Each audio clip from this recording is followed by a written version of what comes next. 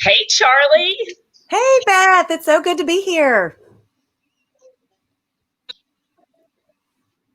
Thanks for joining me. So basically, you're joining me over in my Facebook group, and I'm joining you over in your Facebook group. So we're getting to talk to all of our friends. So we've got just about another minute before this live gets started, but I am coming to you guys. Obviously, this is not my office in my house. I'm looking a little campy. My husband and I took a trip up to Broken Bow, Oklahoma. So we are here in a little cabin for the week just to kind of rest and decompress, which I think is really ironic because I'm talking to someone who is an educator and a therapist. And I don't know about you, but the trees are therapy for me right now. Being in nature. So welcome onto this live. And I'm going to give you guys like the official blah, blah about Charlie, but then I'm going to let her tell you guys a little bit about her. So she is a seasoned educator who's taught social sciences and parenting courses for over 15 years. And she's designed and delivered some CPD credit courses for healthcare professionals. What's CPD mean? Yeah, it's just credit. So professional development. Yeah.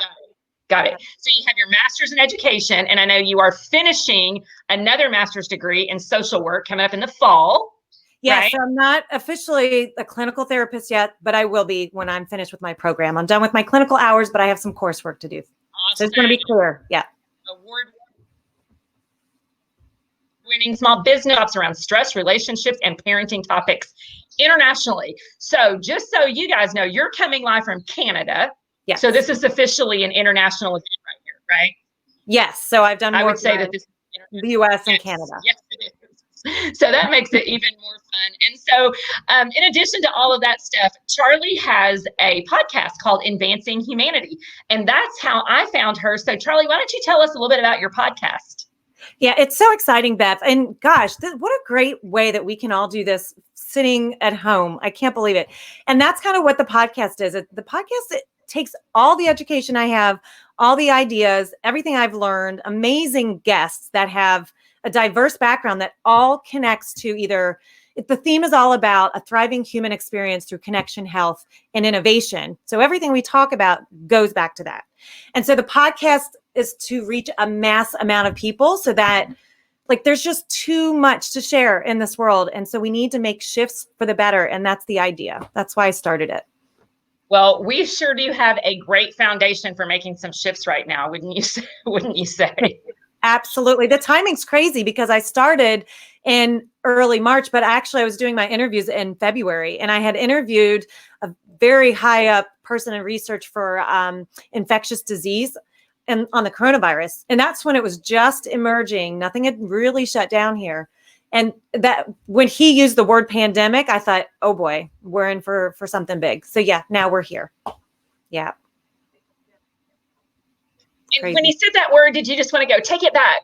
Like, don't let those words come out of your mouth. But here we are, right? You know what I didn't want to do is say the word myself, because I didn't want to, I don't like to over dramatize. I want to just be factual. I want the integrity behind it. And when he said it, I said, so he said, when, not if there's a pandemic, it's when. And that's when I was like, oh my goodness, here we are all these months later. Yeah. So over in my Facebook group, we have, they're mostly early childhood leaders, a lot of directors, principals of nonprofit organizations and schools. So, and a lot of educators as well. And so the reason that you and I connected is because we both have this passion to help people kind of process this from a mental health perspective so that we can do what we need to do to survive right now so that we can thrive in what's next. So just with your expertise as an educator and also in mental health, what do you feel like is one of the big concerns that we as educators and early childhood people are facing right now? Well, and that's why, by the way, I went from education, not really to mental health. I wanted to combine it because I had a lot of people coming to me as an educator, trying to talk about mental health, which was awesome. But the teacher, the educator, the administrative perspective is just different. And I don't think that they were understanding that. And so what I want everyone to know is that everybody's perspective is a little different and unique, and we need to validate that. That is the biggest thing. We need to really validate what's going on for each other and make sure that they know that they're supported with whatever's going on with them. And even though we might see something as a one way, their lens might be very different. So the validating piece is so important when you're in some kind of, some of it's crisis right now. Some of us have adjusted, but some of us are still really anxious. So we have to just understand where people are and kind of meet them where they are and validate how that is for them. So as managers and directors and leaders, they're processing all different kinds of personalities right now. Yes. And what I'm hearing from them is that the people who quit working on Friday, the 13th of March, when this all started happening, that are coming back are different people. They have different fears. They have different concerns. So what would you tell them about how to really help and connect and give them some space to work this out emotionally? Yeah. One of the biggest things I found, one of the biggest problems I found is that when we were going to start back into education online as a whole different platform, I kept hearing, we're going to ease into this. We got your back. We're going to be supportive. But I feel like it really didn't, people didn't ease into it like they should have. I really feel like that should have happened. And so at this point, I think what we need to do is go back and say, look, I know that this was difficult for everybody. But I think we need to address the needs of people who have come back with different experiences. Like at our school, and I'm trying to be really cautious, but we've lost some people in our community, I will say. And so we need to be really cautious about how we address people's needs. We don't really know what's going on at home. In fact, we educators already know this. We know that we might have a kid who presents as happy and thriving and doing okay, but we really don't know what it's like to go back to their home. And so even educators, like we need to make them aware of what signs to look for, or to even within themselves to see what's going on with yourself before you can show up to your students well, or to each other. Like we've got to just be so cautious. And here's one of the things that really bothers me is, because I work with teenagers a lot, when somebody's upset about something, they say, oh, they're over dramatizing it. They're just looking for attention. Well, if somebody is presenting like they're looking for attention, there's a reason. There's always a reason. And so we need to look underneath that and see what's really going on instead of just judging so quickly. And that really is the same thing too. I mean, I always estrogen cloud when you're working with women, because we tend to be a little bit more dramatizing. So it's the same thing. When something is happening, there generally is an underlying thing. And if we just seek to listen to each other, I think it can definitely help, because I do know that is one of the biggest challenges that they are facing. So in the US, it's the summer sessions have just started. And so a lot of them have been off and they're coming back to school, and they're coming back to a lot of changes, right? So teachers wearing masks, children's wearing masks, parents not being able to come in and out of the building, their routine, like where I'm in Texas, they can't have any outside visitors or enrichment teachers come in right now. So things are very, very different. Like, what are your thoughts on how we're processing this right now? Because we've never been through it, right? So we don't know, there's no real studies on the long-term effects of how this is going to affect us all. What are your thoughts on that? Yeah, because we don't have the data. We really don't. We're kind of going in blindly. So we have to be cautious. What I would say, number one, to educators and leaders, be honest about what's really happening. So just name it. Name what's really happening. So I go back to saying about, people dramatizing or whatever, and there's an underlying reason, but also be very honest. So just let's be very clear about what's happening and be very flexible, because one thing that we all know is in education, we have to be flexible. Things change all the time. I mean, whether it's you're in the classroom and you think that the class is going to respond to your amazing lesson that you spent 5 hours on, and it's a dud. It's terrible, or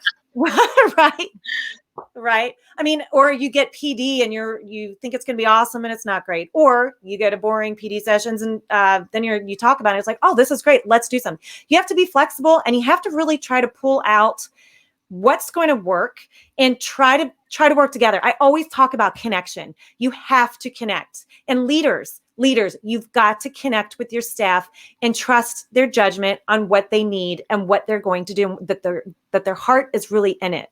The connection piece is huge. We can't let anyone stand alone here. We can't do that. That's what I see. So that the changes are going to just be so fluid. And also I say to educators, you got to trust your leadership, but that has to be a symbiotic relationship too. Like that has to be reciprocated moving forward through all these changes.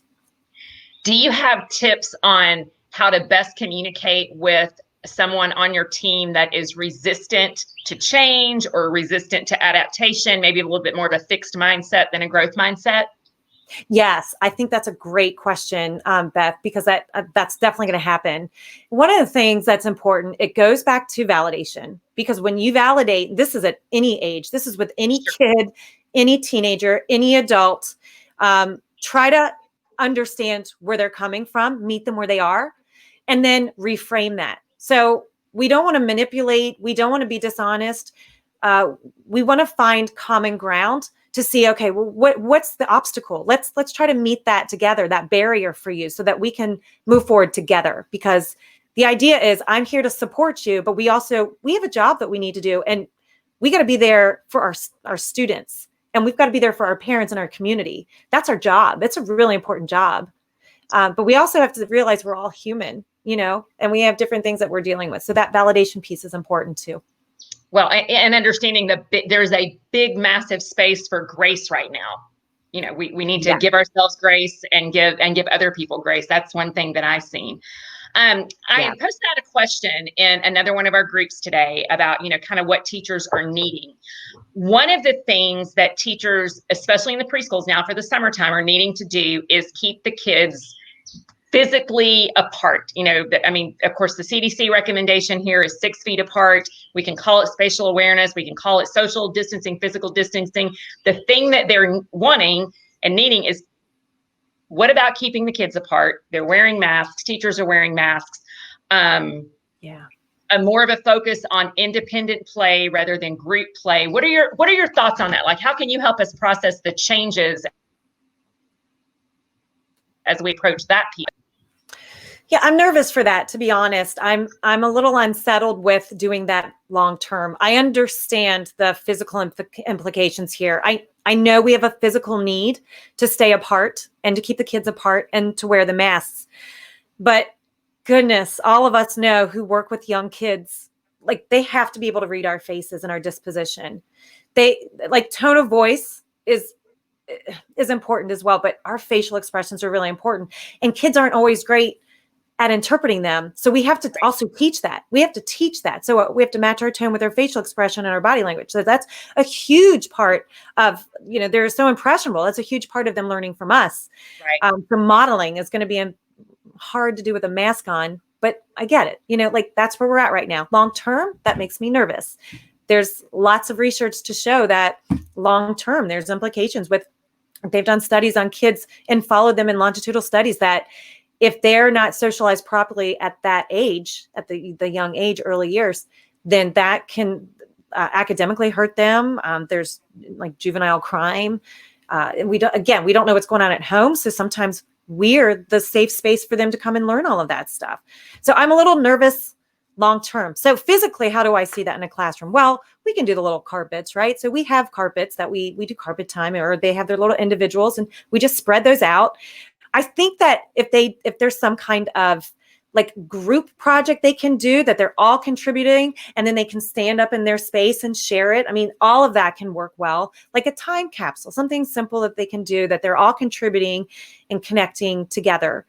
Or if they're doing individual work, and they need some space to do that. What I loved, when I had my kids were younger, I have a 7, 9, and 16-year-old, all 3 boys.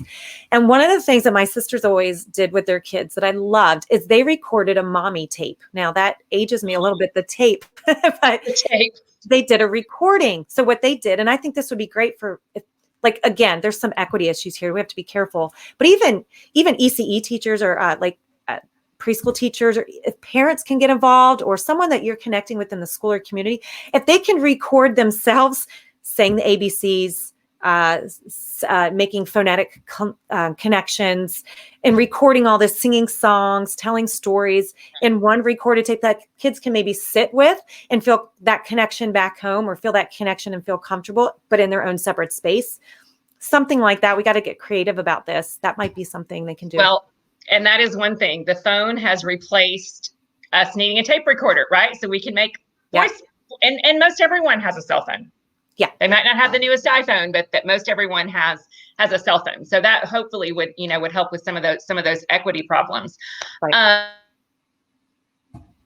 I know we just came out of a big section to where, kids all over the world were homeschooled, preschoolers all the way up through college. I mean, I have a son who's a college student, and he homeschooled himself. Thank you, Jesus, that this did not happen in 2010, because he has all kinds of crazy energy. And I felt for all of those mamas, because it would have been a full-time job to keep him focused. So I was thankful that he was in college and could manage himself. But long-term implications of the academics and the mental health of so many kids and families that have been isolated, and now we're starting to reintegrate. What are your thoughts on that? Yeah, I think we have to be really cautious about the high achieving students, to be honest. The perfectionist students, I worry the most about them, because even though a lot of those kids are managing themselves well, they seemingly are, they're the ones that I find, and again, it's kind of stereotyping a little bit, but this is what I find in education, that they put so much emphasis on achieving. And then when they have to do it on their own, they're always second guessing themselves. These are the ones in the classroom that you're walking around, and they need to hear the validation, like, oh, that's great, you did a great job. They need to hear that. But again, of course, there's the ones who then they're not motivated. And, the way my 16-year-old puts it, which makes total sense, is, yeah, I'd love to work out, but I need to be at the gym to be totally motivated to work out. So I need to be at school in that environment to be motivated to actually do my best, or even to get started. And that's what I keep hearing from all these teens, and for little kids, because I know there's, you have a lot of early educators here. I mean, imagine what that's like for them. I got a 7-year-old, like, he's a first grader. I have to sit with him. There's no way that kid is going to do all the things he needs to do. So, but who can really sit with their kid as long as a teacher would in the classroom, traditionally the way we've done it? So these are all the things that are playing out. And what I say to that is, again, let's be flexible. Let's just be compassionate. Let's not judge and expect that these kids are just going to be great on their own, because listen, it's not. The younger they are, the more support they need. We all know that. The older they are, the better they'll do, like your son in college. I mean, we heard Bill Gates talk about that. He owns Khan Education. He's got a investment in that. And he even said, look, the younger you go, it's not, they need the support. You can't just throw an online learning platform to them and expect them to thrive. So we're all going to have to adjust here. And I think we have to be so cautious about what the expectations of parents and teachers are at this point. Let's be cautious. So what about their socialization? Like, what are the developmental implications of, like, kids being in isolation, or kids being told to, when they just, instinctively want to go hug their friends or hug their teachers, and the teachers have to say, oh, stop, elbow hug, or, let's blow it. What are your thoughts on that? Yeah, well, the problem I have with that is touch is such an important part of development. I mean, we, even as teenagers, even as adults, it creates intimacy. For little kids, I mean, we know now with neuroscience, like, there's tons of research to show how touch helps our neurons build and grow. And I'm really worried about that part. And if a kid is not getting that at home, I mean, they're getting it from their friends at school, which is important. They're getting the hugs, whatever boundaries we have to talk about. Listen, we need to be cautious about touch. It's so important to growing and thriving for kids. And so when they can't run up and hug their kids, I mean, how many kids do you know that are a kindergartner who don't hug their friends? I mean, not too many. They're like that, right? Or if I have boys, and I already said that, and anyone who has boys knows the way that they're kind of intimate with their friends is they, like, push each other, or they wrestle, or they're jumping on each other. And even in my classroom with my teens, especially my ninth graders, when I teach that class, it's last period, some of the girls look at me like I'm crazy because I let them just kind of jump around, try to like jump up and touch a ceiling, or they're not wrestling in an unsafe way. Right. But it's because they needed that. I'm like, listen, girls, the guys just need this outlet. They needed that. Anyway, I'm worried. I'm worried for the social emotional piece there. But what we can do is at least explain to our kids, even young ones, that this is temporary. This is not forever. We're going to have to figure this out, but it's part of being human and interacting. So we have to find a way back to it. I don't think this is going to last forever. I don't think it can. I don't think it shouldn't. And again, brain functionality, cognition, psychosocial, functioning is important. There's tons of research. Some academic journal sources have done great research on this. Extracurricular activities, they're really important for the long-term development, like all of this stuff. I mean, but they're going to have to do new studies, of course, but those enrichment programs are important. Right. So what are your, because, I feel like we've spent years and years, let's focus on the whole child. Let's give the child all of these great experiences so that they can be well-rounded and give them opportunities to explore and try and perform. And now everything is in isolation. What are your thoughts on that? Yeah, I think to be honest, I think if it's short term, I mean, they're going to be okay. They're going to be okay. I just think that we have to make sure long term, this doesn't happen long term. And that's what my fear is, that status quo sticks around for longer than I think it's okay for in a lot of situations. And I think we need to unsettle that and really, really look. And especially with kids. I mean, there's going to be some kids who are absolutely fine. They're going to adapt fine. It's no problem. And a lot of the parents that are already at home, and they may not sit with their kid every day and do everything their teacher asks them to do. But I know, like, when we're dealing with money, I absolutely involve math, not because I'm awesome, just because that's what I do. A lot of parents do that anyway. But there are some things that are constraining in the home that don't allow for that for some kids. And those kids are just going to need extra support when the fall comes or when the spring comes. And we're really going to have to pay attention to make sure that those little kids, those young ones especially, are okay emotionally, because we know that that's a predictor for how they're going to do academically later. Socially, let's see how they're interacting. We really need to pay attention to those emotional, social events that are going on with them and look for trauma. One of the things that we need all educators, all administrators, parents, and kids themselves, age appropriately, to understand what trauma is and how they're responding to trauma, what behaviors look like, what their body responses are like. We need to teach more of that. We need more PD around that, because if we can teach them that, they can recognize what's happening. Go ahead. I know you have something to ask and say. Well, no, what are those things? Can you give us like 3 things that they can look for? Absolutely. So withdrawal, that's obvious. That's the most obvious piece that happens. Okay. Sometimes it's attendance. Sometimes it's a kid who was engaging and is not. There's always a reason. There's an underlying reason. And if it becomes a pattern, then we get it. Go ahead. No, go ahead.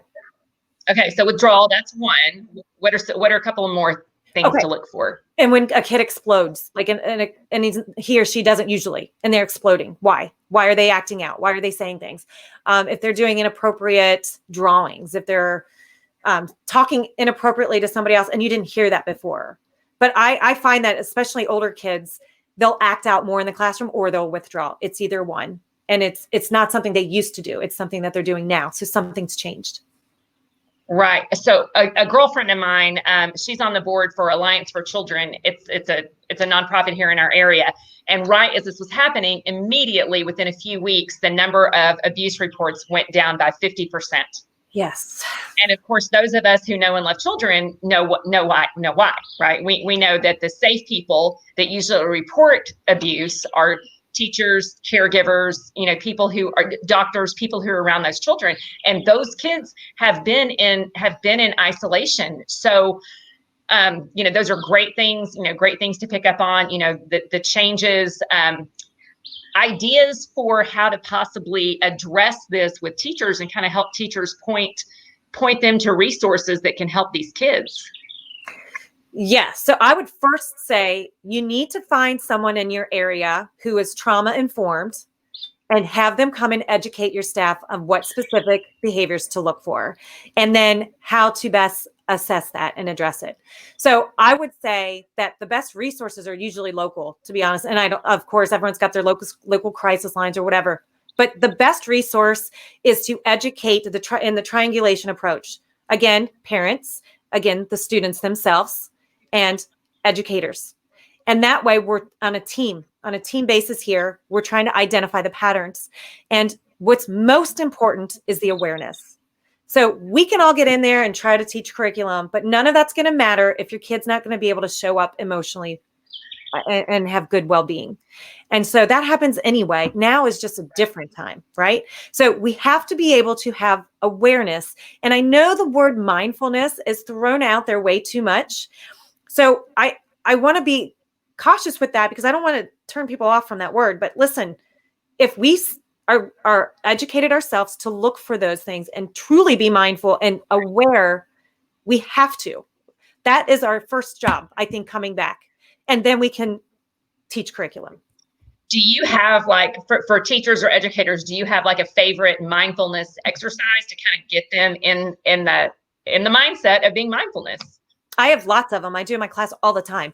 The easiest one, which is very, it depends on who you're teaching in the age group. I always like to do I like to tell the older boys that this is what the Navy SEALs do. And I show, there's a circle, a breathing circle. And then they actually just breathe in when the circle shows. It's a visual. And then you breathe out. So you're just visually seeing something.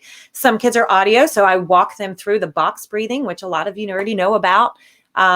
Hold it for 4 seconds, breathe in for 4 seconds, breathe out. Yeah. So anyway, it's a whole technique. It's all online. You can find that online. It's called, say that again. It's called what? Oh, sorry. I'm going through that a little too fast. Box breathing. Box breathing. Yeah. It's called box breathing. Awesome. It's actually really simple and you can do it anywhere, anytime with any age. So you would ask them to hold their breath, breathe in. So you breathe in through your nose. You do that for 4 seconds. You walk them through it. Then they hold it for 4 seconds, breathe out of your mouth for 4 seconds, hold it for 4 seconds. So you kind of can do the box visual with them. With little kids, so we've got a lot of people working with little kids, have them blow bubbles. Have them blow bubbles because it teaches them to breathe. We need kids to understand. And again, I hate throwing, I'll just breathe because come on, people are overwhelmed, but I can't breathe right now. I'm upset.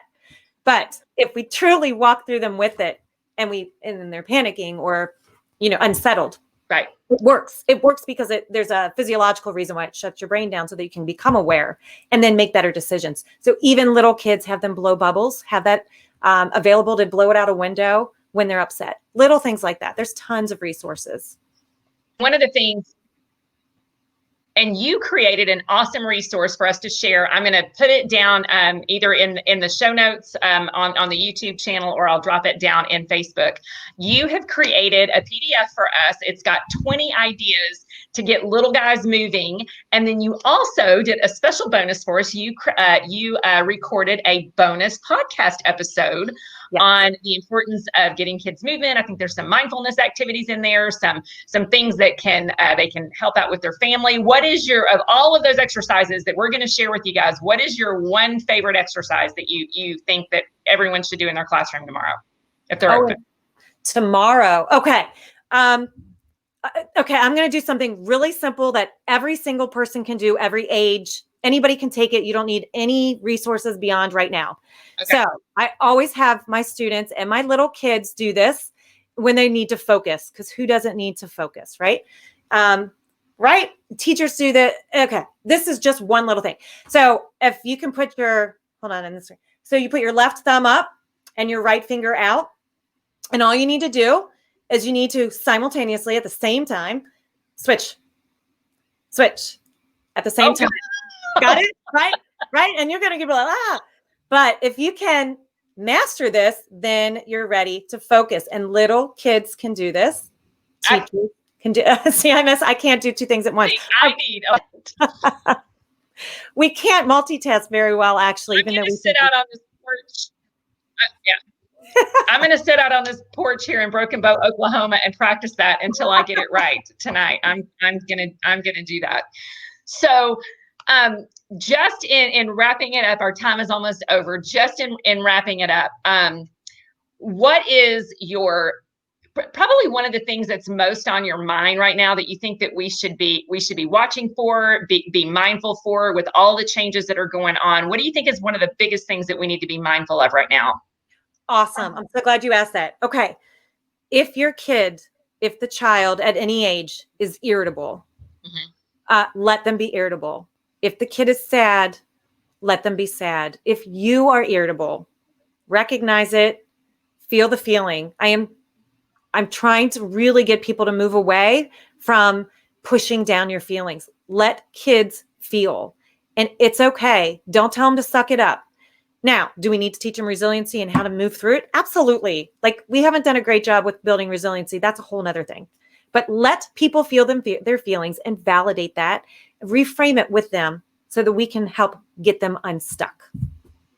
That is great advice. All right. I'm going to pop up here one more time where we can find you. What's the name of your podcast again? Advancing Humanity. Okay, so Advancing Humanity. I've also dropped your Facebook and your Instagram handles. Those are all scrolling across. I will add this, like I said, down in the show notes or in the comments. And then I also will add the link to this PDF that you created for us. So a nice little resource that we have. So awesome. Anything you want to tell us in closing? Yeah, just real quick, that PDF and the podcast, I have someone with us, Chrissy Sadowski. She hosts parental guidance, and she's a Montessori teacher. So what we did is we tried to give activities to parents of young kids where they could do independent, but growth mindset, independent activities. So you don't have to do much with them, because we know we're all strained, we're tired. We need a little time to ourselves as well. And that is exactly what they need right now. I love that you gave us some things that they can work with independently, because even though we all want to have our circle time and hold hands and hug and things like that, we just have to be mindful right now and thank the Lord. Let's pray it's temporary, right? And then all this is going to end soon. But we do have to do what we need to do to keep those kids safe right now. And so thank you for taking the time to give us some things that will help the kids and the teachers be able to thrive in this season. So thanks so much for coming on, Charlie. It was great to have you. Thank you, Beth. Anybody, feel free to reach out. Thank you so much for having me.